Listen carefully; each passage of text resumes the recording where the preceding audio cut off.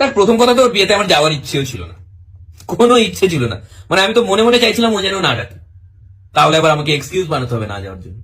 এর একটা ভয় ছিল। মানে আমি আমি ওসব ছেলেদের বিয়েতে যাই না, মানে ওরকম একটা মানে থার্ড ক্লাস জোচ্চোর বাটপার মানে লম্পট টাইপের মানে চরিত্রহীন একটা ছেলে, বুঝতে পারলি তো? ওদের লেভেল অনেক নিচু, মানে জঘন্য টাইপের ছেলে। মানে ওসব ওদের বিয়েতে যাওয়া মানে আমার মান সম্মান ডাউন হয়ে যাবে না? ওদের বিয়েতে কেউ যায়? মানুষ যায়? কোনো ভদ্র মানুষ যায় ওর বিয়েতে? একদম মানে কি বলবো, নিজ মানসিকতার ছেলে আর কি। ডাকলেও যেতাম না, ফালতু একটা ছেলে। আরেকটা কথা বলবো, ও আমাকে ইচ্ছে করে ডাকেনি। আরে ও তো জানে আমি যদি ওখানে যাই ওর বিয়ে ভেঙে যাবে।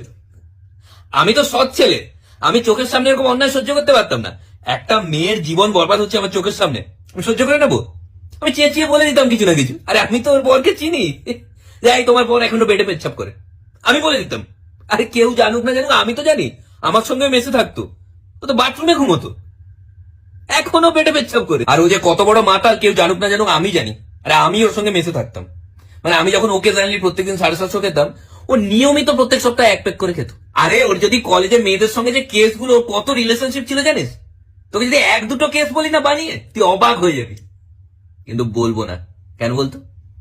পারি না এত তাড়াতাড়ি বানাতে। আর কি এমন খাইয়েছে ওর বিয়েতে আমি শুনেছি? মাটন হয়েছিল ওর বিয়েতে? হ্যাঁ হয়েছিল। হয়েছিল? হ্যাঁ রে ভাই হয়েছিল, ভালো হয়েছিল? মানে জাস্ট দারুণ হয়েছিল, দুর্দান্ত। তো কি ওই শো অফ গুলো ঠিক আমি না পছন্দ করি না। মাটন হয়েছে বলে কি চলে এলো? আমি কি খেতে পাই না? হ্যাঁ, কি ভাবে ও নিজেকে? এ বিয়ে বেশি দিন টিকবে না, ও মেয়ে ঠিক জেনে যাবে। ওর বিয়ে গেল, ভেঙে গেল। পরের বিয়েটাতে ডাকলেও আমি যাবো না।